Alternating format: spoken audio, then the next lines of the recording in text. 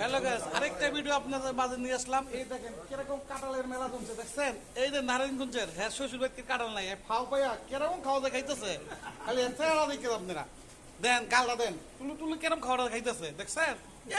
জীবন খায় নাই। এই যে নাম কি জানেন নি?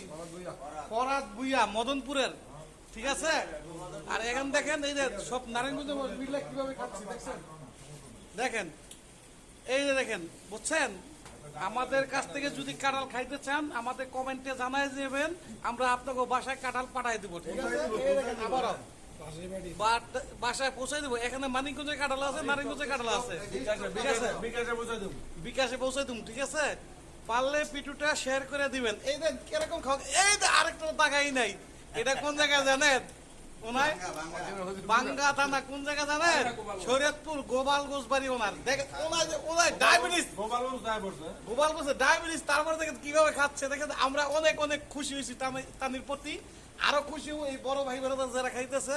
হ্যাঁ মধ্যে আপনারা খুশি হবেন, লাইক কমেন্ট শেয়ার করে দিবেন। এই যে রেখে দিলাম, আল্লাহ হাফেজ, খুদা হাফেজ। পারলে আবার আমাদের মাঝে কাঁঠাল পাঠাই দিবেন, ঠিক আছে? আল্লাহ হাফেজ। কি কাঁঠাল পাড়া দিত?